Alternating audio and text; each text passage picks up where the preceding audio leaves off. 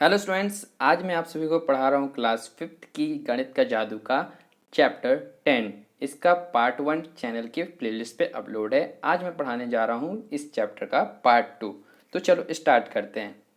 अंदाज़ा लगाओ, बनाओ और नापो। क्या करना है हमें यहाँ पर? सबसे पहले यहाँ पर हमें अंदाज़ा लगाना है, फिर कुछ वस्तुएं बनानी है और उसे नापना है। ठीक है, तो यहाँ पर देखो, इन चीज़ों के चित्र बनाने के लिए इनकी लंबाई का अंदाज़ा लगाओ और बनाओ। अपने दोस्त को भी इन्हें बनाने को कहो। चित्र बनाने के बाद स्केल की इनकी लंबाई नापो। किसके चित्र का अंदाज़ा ज़्यादा अच्छा था? ठीक है, तो यहाँ पर आपको और आपके दोस्त को चित्र बनानी है। ठीक है, और उसमें कंपेयर करना है कि किसका अंदाज़ा सही था, है ना। तो सबसे पहले क्या करना है कि बिना नापे बनाना है आपको चित्र, है ना, अंदाज़ा से। और जब चित्र बन जाएगी उसके बाद उसको स्केल से नापना है और आपने जो चित्र बनाई थी उसकी लंबाई इसमें लिखना है और आपके दोस्त ने बनाई थी उसको लंबाई यहाँ पर लिखना है। इतना क्लियर है? अब देख लेते हैं कौन कौन सी वस्तुओं को बनाना है। तो यहाँ पर देखो, 1 सेंटीमीटर से कम लंबाई की एक चींटी बनानी है। ठीक है, तो 1 सेंटीमीटर से कम लंबाई, ठीक है, तो एक चींटी बनानी है, वो भी अंदाजा से। लगभग 7 सेंटीमीटर लंबी पेंसिल बनानी है ना। 11 सेंटीमीटर लंबा गिलास जिसमें 5 सेंटीमीटर तक पानी भरा हो। ठीक है, अब 20 सेंटीमीटर परिमाप की एक चूड़ी भी बनानी है और 16 सेंटीमीटर लंबा घुंघराला बाल, है ना। इन सभी को चित्र बनाने हैं। तो सबसे पहले आप देख लो किस तरह से चित्र बनाना है, तो आप भी बना लेना।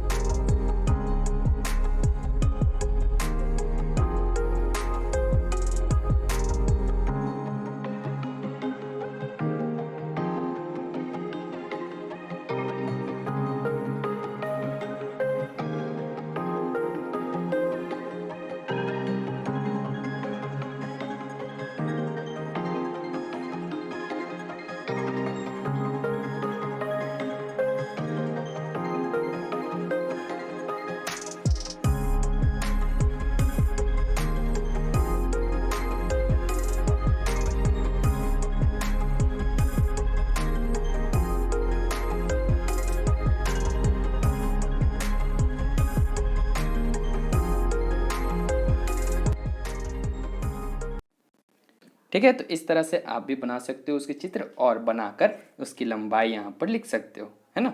चलो अब आगे देखते हैं। हमारी आंखें धोखा खाती हैं। क्या आपकी भी आंखें धोखा खाती हैं? तो चलो देखते हैं। अब यहाँ पर आप बताओ कि कौन सी ज़्यादा लंबी है ना। तो हमें तो ज़्यादा लंबी ये वाली लाइन लग रही है, बी, है ना। आपको कौन सी लग रही है मुझे कमेंट में बता सकते हो। तो चलो देख लेते हैं क्या बोल रहा है। कौन सी रेखा ज़्यादा लंबी है, ए या बी? ठीक है, तो हमें बताना है कौन सी रेखा जो ज़्यादा लंबी है। हर रेखा को मापो और सेंटीमीटर में उसकी लंबाई लिखो। तुम्हारा अंदाजा कितना अच्छा है। तो सबसे पहले हम ए को माप लेते हैं ना, ए रेखा को माप लेते हैं। तो 0 से हम स्टार्ट करेंगे, है ना। और उसके बाद देखो कहाँ पर इसकी दूसरा पॉइंट खत्म होता है। यहाँ पर तो 3 पूरा है, ये 4 को पूरा नहीं कर पा रहे, तो हम यहाँ पर क्या करेंगे, अब यहाँ पर हम अब mm में गिनना स्टार्ट करेंगे। ठीक है, तो 3 के बाद हम mm को गिनेंगे, 1 2 3 4 5 6 7, ठीक है, 7, है ना। तो ये हो गया 3 पॉइंट, है ना, 3 पॉइंट हमारा हो गया 3.7 सेंटीमीटर, है ना। इतना ठीक है। अब देख लेते हैं हम बी रेखा को।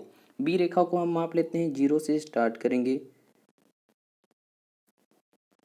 ठीक है, अब देखो यहाँ पर देख लेते हैं, यहाँ पर 4 को ये भी पूरा नहीं कर पा रहा है ना, तो हम 3 से mm में गिनना स्टार्ट कर देंगे।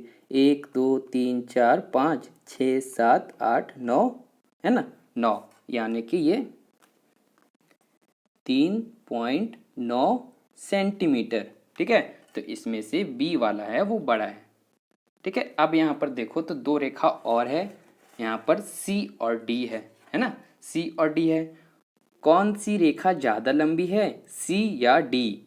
हर रेखा को मापो, ठीक है, नापो, तुम्हारा अंदाजा कितना अच्छा है।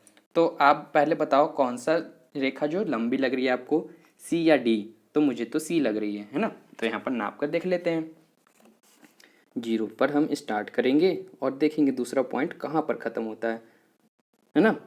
देखो ये 3 को पूरा नहीं कर पा रहा है ना, थोड़ा सा रह जा रहा है, 1 mm रह जा रहा है ना। तो यहाँ पर 2 है ना, 2.9 mm है ना। तो ये जो है सी वाला वो 2 सेंटीमीटर और 9 mm, तो इसे हम इस तरह से लिख सकते हैं, ठीक है। अब देख लेते हैं हम डी को माप कर। डी है 2 सेंटीमीटर है ना। अब उसके बाद हम mm को स्टार्ट करेंगे गिनना, 1 2 3 4 5 है ना, 5 और 6, तो ये हो गया 2 सेंटीमीटर 5 है ना। इस तरह से इसकी भी लंबाई है। इतना क्लियर है। चलो अब आगे देख लेते हैं। किसकी पूंछ सबसे लंबी? इन जानवरों को देखो, अंदाजा लगाओ कि किसकी पूंछ सबसे लंबी है। अब पूंछों को नापो, तुम्हारा अंदाजा कितना अच्छा है। तो यहाँ पर ढेर सारे जानवर है ना। यहाँ पर हो गया चूहा, हो गया छिपकली, हो गई बिल्ली, हो गई और डॉग हो गया, पिग हो गया और बंदर हो गया, ठीक है। इतने जानवर हैं। अब इन सभी की पूंछों को हमें क्या करना है, नापना है और बताना है कि किसकी पूंछ सबसे ज़्यादा लंबी है। तो आप यहाँ पर अंदाजा से तो बता सकते हो कि यहाँ पर जो बंदर की पूंछ है ना वो सबसे लंबी दिख रही है ना। बाकी तो सभी के छोटे हैं, है ना।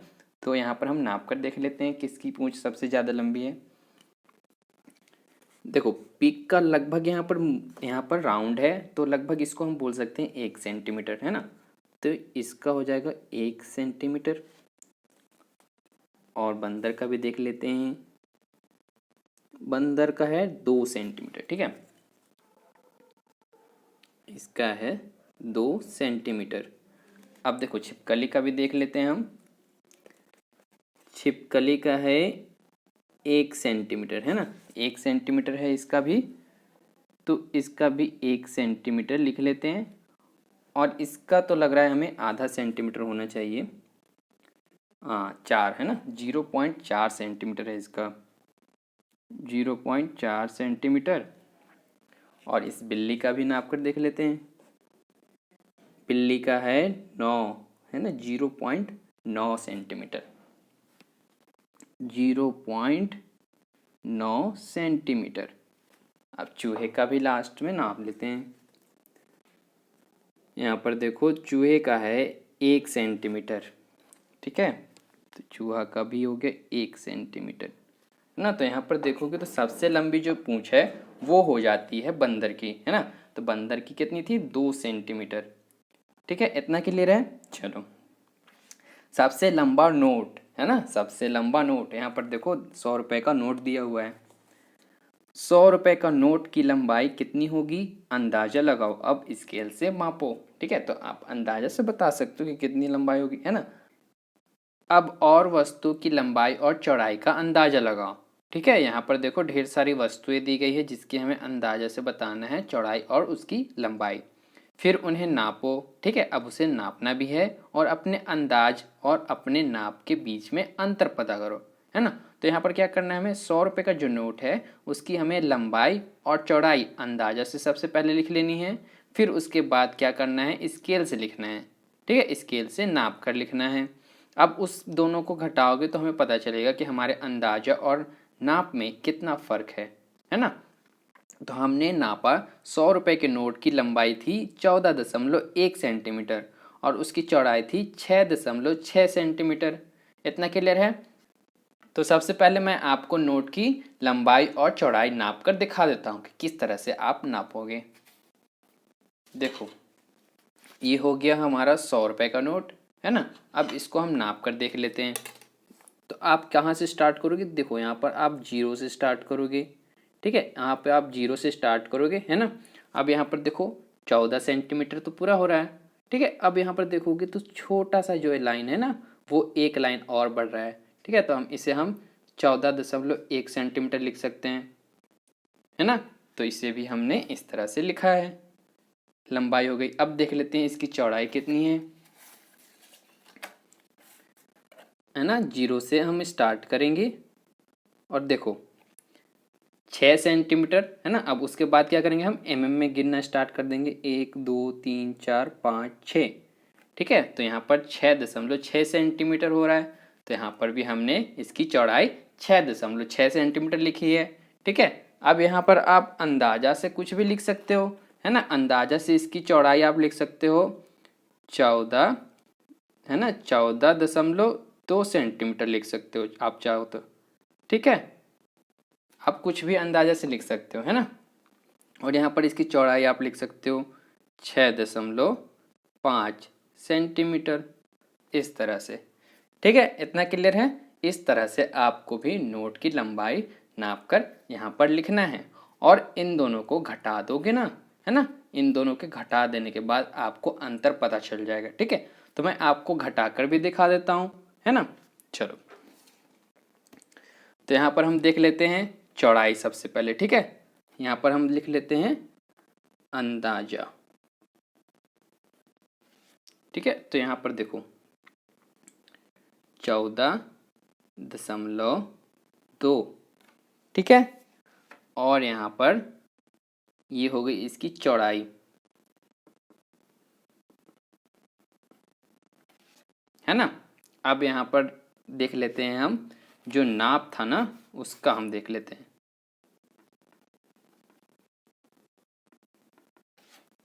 नाप का कितना था, 14.1, ठीक है। अब इन दोनों को आप घटा दोगे तो आपको 2 में से 1 घटाओगे तो 1 बचेगा। अब यहाँ पर डॉट को तो डॉट ही ले आओगे, 4 में से 4 कुछ नहीं, 1 में से कुछ नहीं। तो यहाँ पर आप लिख सकते हो इसको कितना, 0.1 सेंटीमीटर, है ना। इस तरह से आप भी अंतर निकाल सकते हो। क्लियर है। चलो, ठीक है। आप भी इन वस्तु को नाप कर, लिख कर, फिर इन दोनों को घटाकर अपना अंदाजा का अंतर निकाल सकते हो, ठीक है। अब देखो आगे देख लेते हैं बाजार में। अब देखो बाजार में इतने सारे वस्तुएं मिल रही हैं।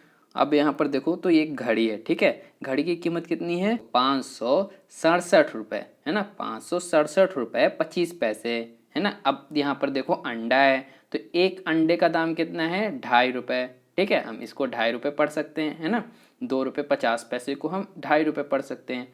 अब देखो यहाँ पर एक सोप है, ठीक है, साबुन है जिससे हम नहाते हैं, तो इसका दाम कितना है, 8 रुपये 75 पैसे। अब यहाँ पर देखो एक पर्स है, पर्स की दाम कितना है, 120 रुपये 50 पैसे, है ना। अब यहाँ पर एक पेन है, पेन की कीमत देखो आप 6 रुपये 50 पैसे। और यहाँ पर माचिस है, माचिस तो अब 1 रुपये की मिलती है, लेकिन यहाँ पर देखो 50 पैसे की मिल रही है। अब यहाँ पर देखो चप्पल है, चप्पल कितने की है, 32 रुपये 99 पैसे, है ना। इतना क्लियर है। इतना हमने सामान देख लिया। अब इससे रिलेटेड कुछ क्वेश्चन आएंगे, ठीक है। चलो, इस अनोखी कीमत को देखो, 32 रुपये और 99 पैसे, पर जब हम उन्हें 33 रुपये देते हैं तो वे हमें 1 पैसा वापस नहीं देते हैं।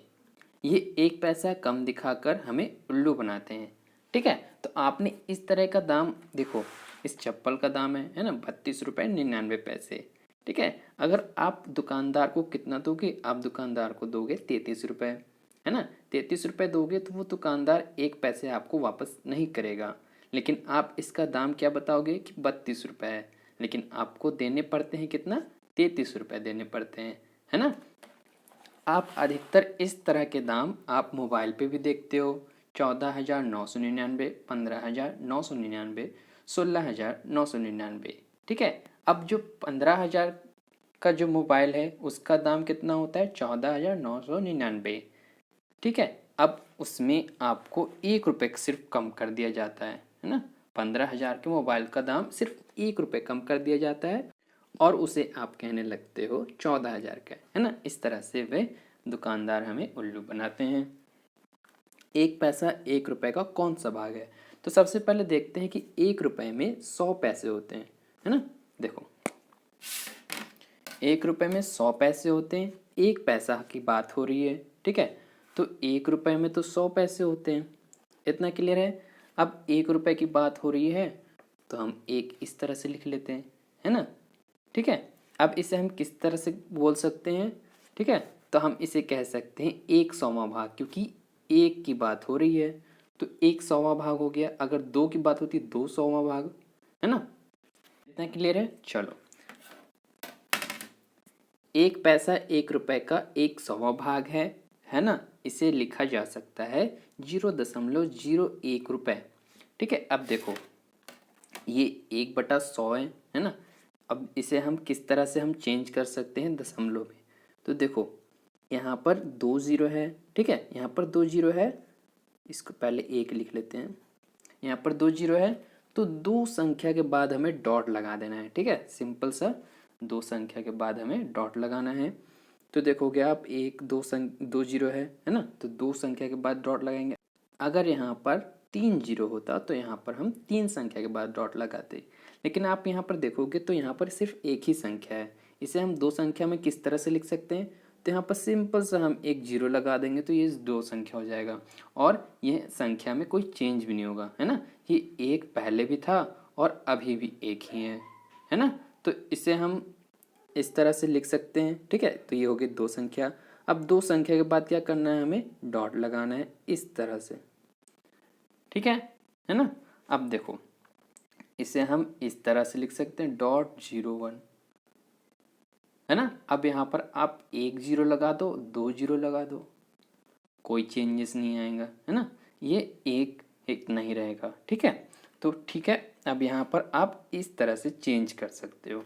तो यहाँ पर इसी तरह से चेंज किया गया है। अब देखो यहाँ पर, इसलिए हम 99 पैसे को 0.99 रुपए लिखते हैं, है ना। तो अब इसे हम किस तरह से लिख सकते हैं, तो देखो पहले तो हम इसे इस तरह से लिख सकते हैं, है ना। अब देखेंगे हम दो शून्य हैं तो दो संख्या के बाद डॉट लगा देना है, तो यहाँ पर हमने एक डॉट लगा दिया, है ना। अब इसे हम लिख सकते हैं, है ना। अब इसको काट दो, ठीक है, इसे भी हमें काट लेना था, है ना।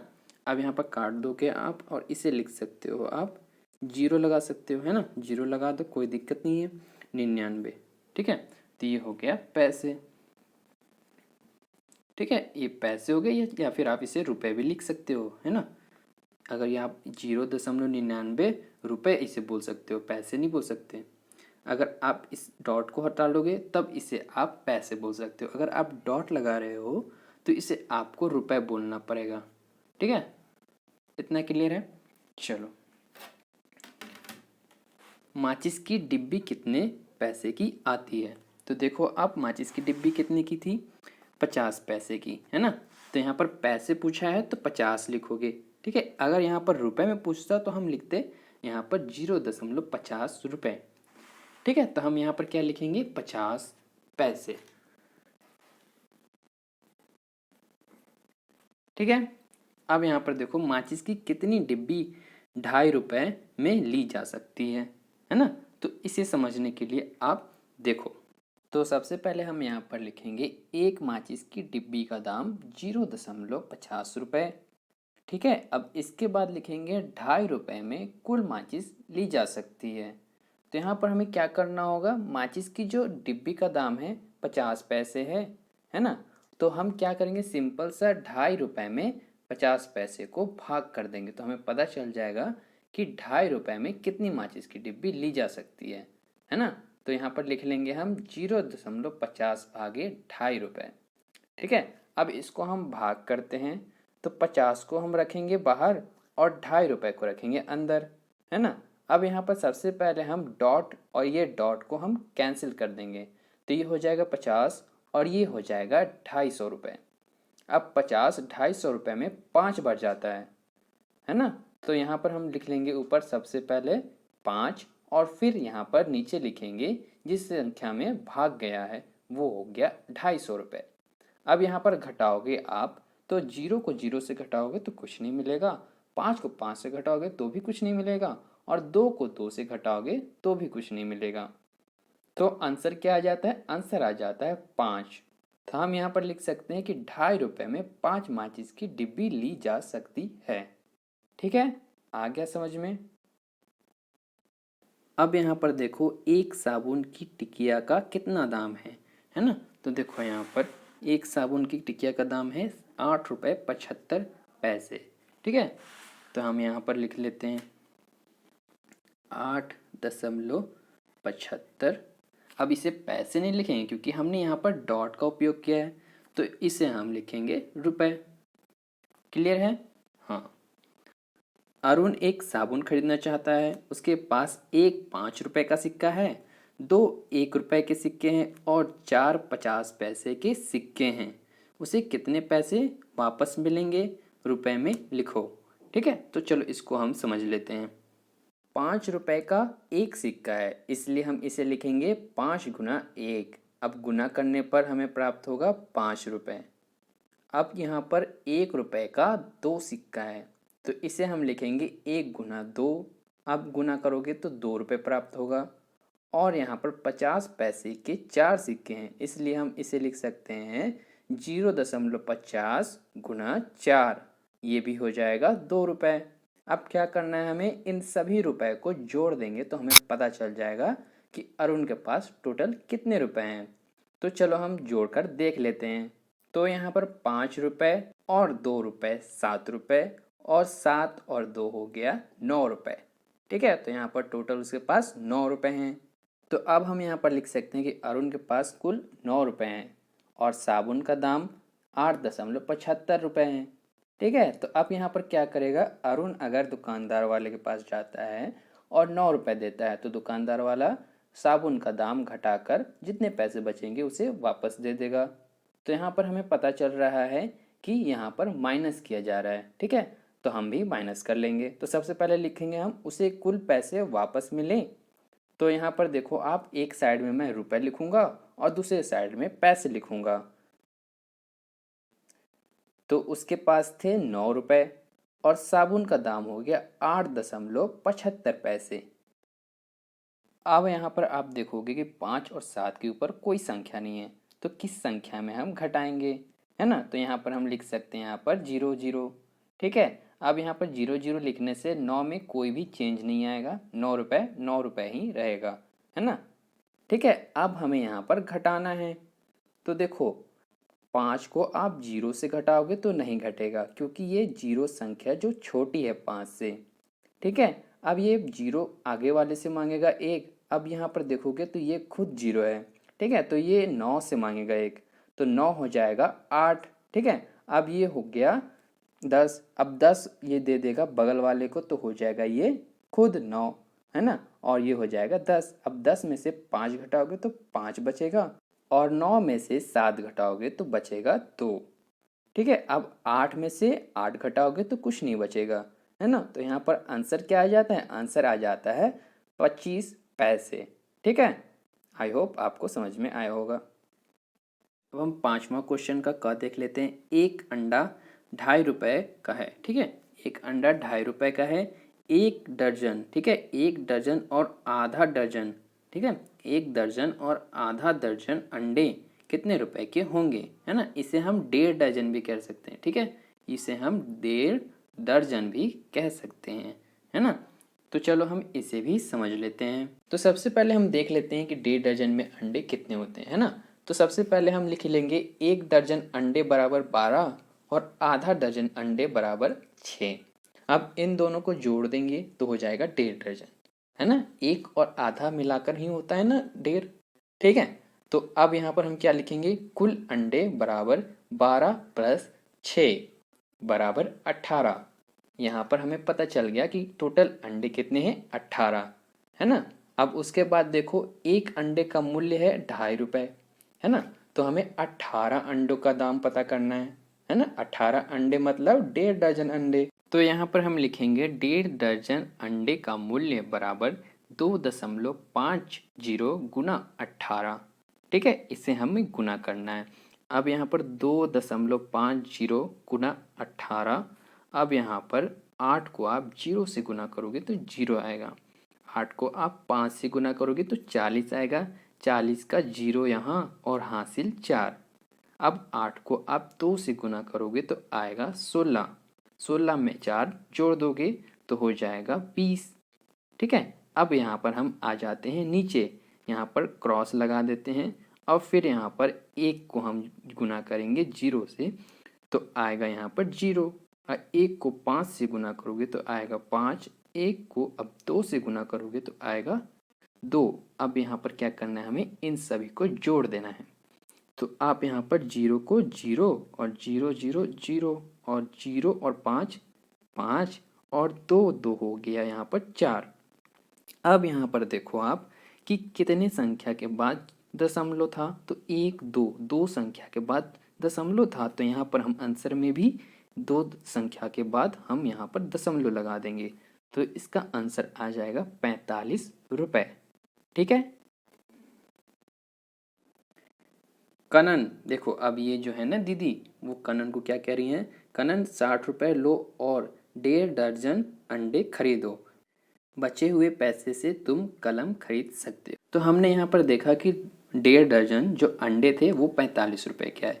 ठीक है, तो उसमें से कितना बच गया, 15 रुपये बच गए, है ना। तो अब यहाँ पर 15 रुपये में वो कितनी कलम खरीद सकता है, तो देख लेते हैं हम। यहाँ पर एक कलम का दाम कितना है, एक कलम का दाम है, देखो आप, एक कलम का दाम है 6 रुपये 50 पैसे। इतना क्लियर है ना, 6 रुपये 50 पैसे। अगर वह 2 कलम लेगा तो इसे हम जोड़कर देख लेते हैं कितना हो जाता है।